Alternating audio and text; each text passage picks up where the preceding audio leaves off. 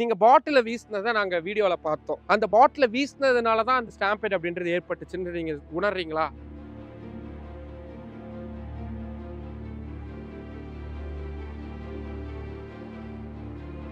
ஆனா மிக முக்கியமான ஒரு பதிலை மட்டும் அவர் சொல்லியிருக்கிறார். என்ன? இதுல யார் மீதாவது சந்தேகம் உங்களுக்கு இருக்கா? அப்படின்னு நீதிபதி சிபிஐ அதிகாரிகள் கேட்டபொழுது, விஜய் அவர்கள் அவரு முரணான பதில்களை சொல்றாரு அப்படின்னு நீதிமன்றம் கருதும் பட்சத்துல அப்போதான் விஜய் அவர்களை சஸ்பெக்டாக பார்க்க தொடங்குவாங்க.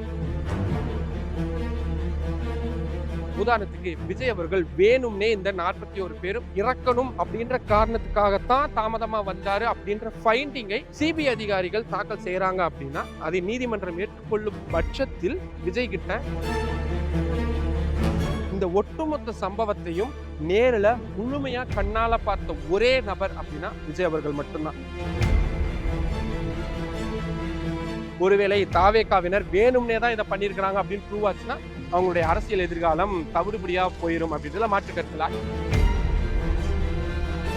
தமிழ்நாடு பாஜக மாநில தலைவரான நயினார் நாகேந்திரன் இந்த கரூர் துயர சம்பவத்துல முக்கிய குற்றவாளி செந்தில் பாலாஜி தான், அவரை விரைவில் விசாரிக்கணும் அப்படின்ற ஒரு விஷயத்த சொல்லியிருந்தாங்க.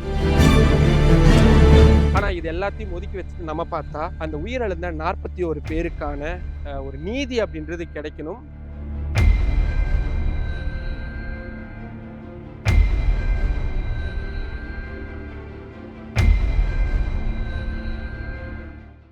வாவ் தமிழா நேயர்களுக்கு வணக்கம். இந்த டெல்லி சிபிஐ தலைமை அலுவலகத்தில் விஜய் அவர்கள்கிட்ட 2ஆம் நாள் விசாரணை அப்படின்றது கிட்டத்தட்ட ஒரு 6 மணி நேர விசாரணையாக நடந்திருக்கு. இதுக்கு முன்னாடி முதல் நாள் விசாரணை 7 மணி நேர விசாரணை நடந்த பொழுது என்னென்னலாம் நடந்துச்சு அப்படின்ற ரொம்ப எக்ஸ்க்ளூசிவான இன்ஃபர்மேஷன்ஸை நம்ம பார்த்துருப்போம். அந்த வகையில் இந்த 2ஆம் நாள் விசாரணை அப்படின்றதுலையும் நிறைய முக்கியமான இன்ஃபர்மேஷன்ஸ் நமக்கு கிடைச்சிருக்கு. அதை தான் பார்க்க போகிறோம். மிக முக்கியமாக இந்த கரூர் துயர சம்பவம் சம்பந்தமான விவகாரத்தில் முதல் நாள் விசாரணை அப்படின்றது 7 மணி நேரத்துக்கு மேலே விஜய் அவர்கள்கிட்ட நடத்தப்பட்டிருந்தது. கிட்டத்தட்ட அவரு காலையில சென்னையிலிருந்து கிளம்பி அப்படியே டைரக்டா டெல்லிக்கு வந்து டெல்லி ஏர்போர்ட்ல இருந்து நேரடியா அப்படியே கிளம்பி சிபிஐ ஹெட் குவார்ட்டர்ஸ்க்கு வந்திருந்தாரு. ஹெட் குவார்ட்டர்ஸ்க்கு அவர் 11:29 மணிக்கு வந்திருந்தாரு. 11:34க்கு அவர்கிட்ட சைன் வாங்கினாங்க. அந்த நேரத்துல இருந்து விஜய் அவர்கள்கிட்ட விசாரணை அப்படின்றது நடந்திருந்தது. குறிப்பா முதல் தளத்துல தான் வச்சு அவர்கிட்ட ஃபர்ஸ்ட் விசாரணை நடத்திட்டு இருந்தாங்க. ஆனாலும் கூட விஜயுடைய அந்த இன்ஃபர்மேஷன்ஸ்லாம் வெளியே பெருசாக போயிடக்கூடாது, அவர் சம்மந்தமான ஃபோட்டோஸ் எல்லாம் வெளியே போயிடக்கூடாது அப்படின்றதுனால உடனடியாக சிபிஐ ஹெட் குவார்ட்டர்ஸில் இருக்கக்கூடிய 10வது மாடிக்கு அவருடைய விசாரணையை மாற்றி ஒரு எஸ்பி தலைமையிலான ஒரு ஒரு ஒரு குழு அப்படின்றது தான் விசாரணை அப்படின்றத நடத்தியிருந்தாங்க. அவருக்கு கீழே 2 இன்ஸ்பெக்டர்கள், 2 சப் இன்ஸ்பெக்டர்கள், சில கான்ஸ்டபிள்கள்லாம் வச்சு ஒரு பெரிய டீம் அப்படின்றதா விசாரணை அப்படின்றது நடத்தியிருந்தாங்க. குறிப்பாக கொஸ்டினரி பேப்பர் அப்படின்னு சொல்லப்படக்கூடிய வினாத்தாள் அப்படின்றது விஜய் அவர்கள்ட்ட கொடுக்கப்பட்டு அதில் டிக் செய்யணும் அப்படின்ற விசாரணை கொடுக்கப்பட்டிருந்தது. அந்த கேள்வியில் இருக்கக்கூடிய விஷயங்கள் ஒருவேளை விஜய்க்கு புரியலை அப்படின்னா அதுக்கு அவர் புரிஞ்சுக்கிறதுக்காக ஒரு ஸ்டெனோகிராஃபர் அவங்களையும் சிபிஐ அதிகாரிகள் தயார் செஞ்சிருந்தாங்க. இப்போ ஃபர்ஸ்ட் டேல அவர் நிறைய சொல்லியிருப்பார்ல, கிட்டத்தட்ட 100கணக்கான கேள்விகளுக்கு அவர் டிக் போட்டிருப்பார்ல, அந்த கேள்விகளை அடிப்படையாக வச்சு குறுக்கு விசாரணை அப்படின்றது தான் 2வது நாள் விசாரணையின் போது விஜய் அவர்கள்ட்ட நீண்ட விசாரணையாக நடத்தப்பட்டிருக்கு. பெரும்பாலும் ஆங்கிலத்தில் தான் பதிலளிச்சிருக்கிறார் விஜய் அவர்கள். அதைவிட மிக முக்கியம் எல்லா கேள்விகளும் சொல்ல முடியாது, பெரும்பாலான கேள்விகளுக்கு தெரியாது அப்படின்ற ஒரு பதிலை சொல்லியிருக்கிறாரு. மிக முக்கியமா நீங்க சரியான நேரத்துக்கு அந்த கரூர் இடத்துக்கு போயிட்டீங்களா அப்படின்னு கேட்டா, ஆமாம்மா எனக்கு கொடுத்த டைமுக்கு போயிட்டேன். ஆனா உங்களுடைய கட்சி நிர்வாகிகள் நீங்கள் மதியம் 12 மணிக்கெல்லாம் அந்த இடத்துக்கு வந்துடுவீங்கன்னு சமூக வலைதளங்கள்ல போட்டாங்களே, உங்களுக்கு அதை பத்தி எதுவும் தெரியுமா? தெரியாது. அதை பத்தி அவங்க வேணும்ட்டே போட்டாங்கன்னு உங்களுக்கு எதுவும் சந்தேகம் இருக்கா? தெரியாது. சரி, நீங்க அது போட்டதுக்கு அப்புறமா நீங்க அவங்க கிட்ட எதுவும் கேட்டுக்கிட்டீங்களா அப்படின்னா, எனக்கு அந்த விஷயமே தெரியாது, அதனால நான் அவங்க கிட்ட கேட்டுக்கல. சரி, எப்போ அந்த ஸ்டாம்பேட் அப்படின்றது ஆக தொடங்குச்சு அப்படின்றது உங்களால் உறுதியாக சொல்ல முடியுமா? தெரியாது. நீங்கள் பாட்டில வீசினதை நாங்கள் வீடியோவில் பார்த்தோம். அந்த பாட்டில வீசினதுனால தான் அந்த ஸ்டாம்பேட் அப்படின்றது ஏற்பட்டுச்சுன்னு நீங்கள் உணர்றீங்களா? தெரியாது. ஆனால் மிக முக்கியமான ஒரு பதிலை மட்டும் அவர் சொல்லியிருக்கிறார். என்ன?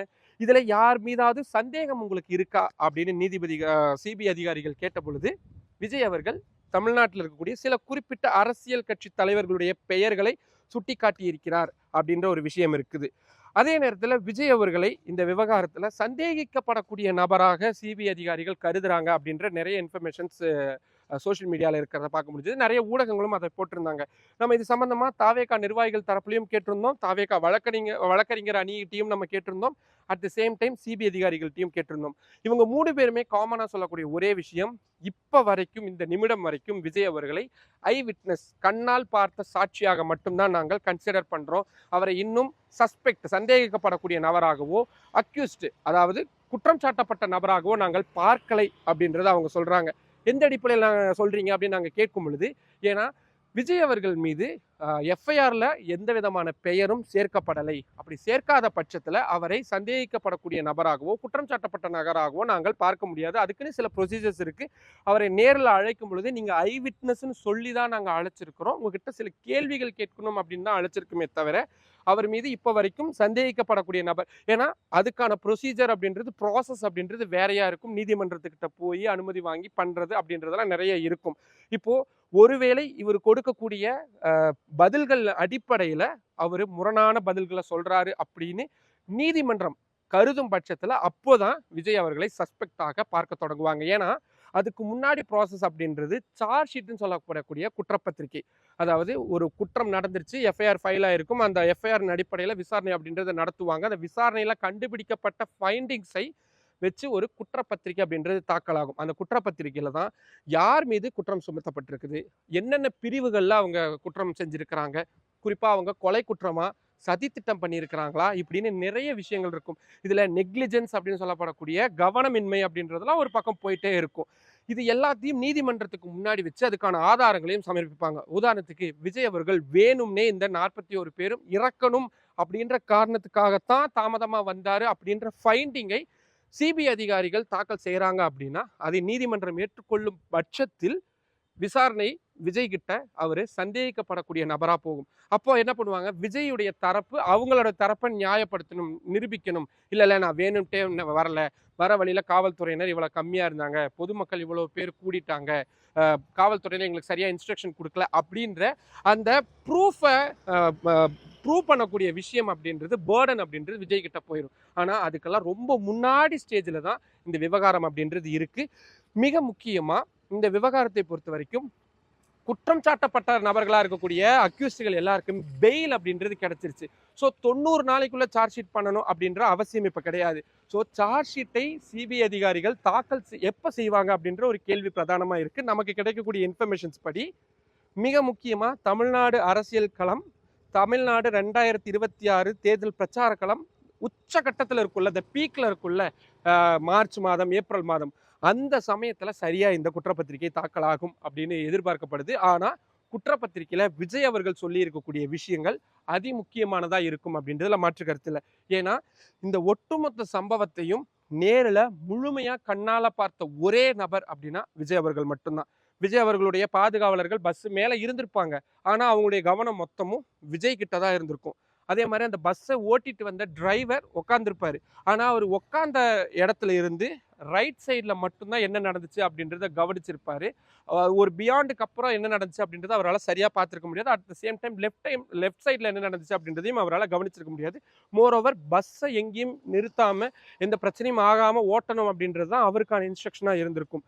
2 பேர் தான் மொத்தத்தையும் முழுசாக பார்த்தாங்க. ஒன்று பஸ்ஸு மேலே இருந்த ஆதவ் அர்ஜுனா, அவர்கிட்ட ஏற்கனவே பல மணி நேர விசாரணை அப்படின்றது நடத்தப்பட்டிருந்தது. இது எல்லாத்தையும் விட மிக முக்கியமாக எல்லாத்தையும் கண்ணால் பார்த்தது விஜய் அவர்கள். அதனால தான் விஜய் அவர்கள்கிட்ட 2 நாள் விசாரணை அப்படின்றது மிக விரிவான மிக நீண்ட ஒரு விசாரணையாக நடத்தப்பட்டிருக்குது. நேற்றைய தினம் இந்த விசாரணை நடத்தப்பட்ட பொழுது மதிய உணவுக்கு நீங்கள் வேணும்னா வெளியே போய்க்கலாம், நாங்களுக்கு 1 மணி நேரம் டைம் தரோம் அப்படின்னா, இல்லை நான் வந்து இருந்து எல்லாத்தையும் முடிச்சுட்டே கிளம்புறேன் அப்படின்னு. ஸோ ஓரளவுக்கு அவர்கிட்ட எல்லா விசாரணையும் முடிஞ்சிருச்சு அப்படின்றதுனால தான் மாலை ஒரு 4:30 மணிக்கு மேலே அவரை வெளியே விட்டாங்க. அவர் ஹோட்டல்ல இருந்து டைரக்டா செகண்ட் டே வந்து சிபிஐ ஹெட் குவார்ட்டர்ஸ்க்கு தான் வந்திருந்தாரு. பொதுவாக அந்த தாஜ் மான்சிங் ஹோட்டலை பொறுத்த வரைக்கும் ஒரு மெயின் என்ட்ரன்ஸ் அப்படின்றது ரொம்ப பிரம்மாண்டமாக இருக்கும். அது வழியாக தான் எல்லாருமே வருவாங்க, பிரமுகர்கள் எல்லாருமே வருவாங்க. ஆனால் விஜய் அவர்கள் முன்கேட்ல தான் மீடியாக்கள் எல்லாமே இருந்தாங்க அப்படின்றதுனால அந்த இடத்தை தவிர்த்துட்டு பேஸ்மெண்ட் வழியா போய் பின்னாடி ஒரு கேட் இருக்கும், அந்த கேட் வழியா அவர் வெளியே வந்துட்டாரு. ஸோ சிபிஐ ஹெட் குவார்ட்டர்ஸ்க்குள்ள அவரோட கார் உள்ள வரைக்கும் போயிருச்சு. ஏன்னா முதல் நாள் விசாரணையப்போ ரொம்ப ஹாப்பியான ஒரு மூடில் கையெல்லாம் காட்டிட்டு ஒரு மாதிரி ஜாலியாக தான் இருந்தார். ஆனால் மாலை வெளியே வரும் பொழுது அவர் ரொம்ப சோர்வடைஞ்சிருக்கிறத பார்க்க முடிஞ்சுது. ஆனால் 2வது நாள் அப்படியே தலைகளாக இருந்தது. காலை அவர் வரும் பொழுது ஊடகங்களை பார்க்கக்கூடாது, ஒரு மாதிரி ஒரு டிஸ்டர்பன்ஸான ஒரு மனநிலையில் இருந்தவர் ஈவினிங் முடிச்சுட்டு வெளியே வரும் பொழுது ரொம்ப குதூகலமாக இருந்தார். வெளியே சிபிஐ ஹெட் குவார்ட்டர்ஸுக்கு வெளியே காரில் வந்து ஒரு செகண்ட் காரை விட்டு இறங்கி எல்லாருக்கும் கை காட்டிட்டு சிரிச்ச முகத்தோட தான் வெளியே போனார். ஏன் அவர் இந்த சிரிச்ச முகத்தோட வெளியே போனார்னா, விஜய் அவர்கள்ட்ட இனிமேல் சிபிஐ அதிகாரிகள் விசாரணை நடத்தப்பட போறது இல்லை அப்படின்றது தான். வெறும் விஜய் அவர்கள்ட்ட மட்டும் கிடையாது, டெல்லியில இனிமேல்ட்டு இந்த கரூர் துயர சம்பவம் சம்பந்தமா யாருக்கிட்டையுமே விசாரணை அப்படின்றத சிபிஐ அதிகாரிகள் நடத்த போறது கிடையாது. ஏன்னா கிட்டத்தட்ட எல்லா விசாரணையும் முடிஞ்சு குற்றப்பத்திரிகை அப்படின்ற விஷயத்தை நோக்கி இனி போக தொடங்க போறாங்க.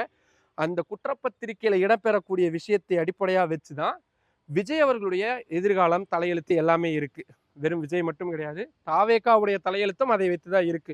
ஒருவேளை தாவேகாவினர் வேணும்னே தான் இதை பண்ணியிருக்கிறாங்க அப்படின்னு ப்ரூவ் ஆச்சுன்னா அவங்களுடைய அரசியல் எதிர்காலம் தவிடுபடியா போயிடும் அப்படின்றத மாற்று கருத்துல. அட் த சேம் டைம் திமுகவினர் இதை வேணும்னே பண்ணாங்க அப்படின்ற மாதிரியான குற்றச்சாட்டுகள் எழுதுனா அப்கோர்ஸ் 2026 தமிழ்நாடு சட்டமன்ற தேர்தல் களம் அப்படியே தலைகளா மாறி போயிடும் அப்படின்றதுல மாற்று கருத்துல.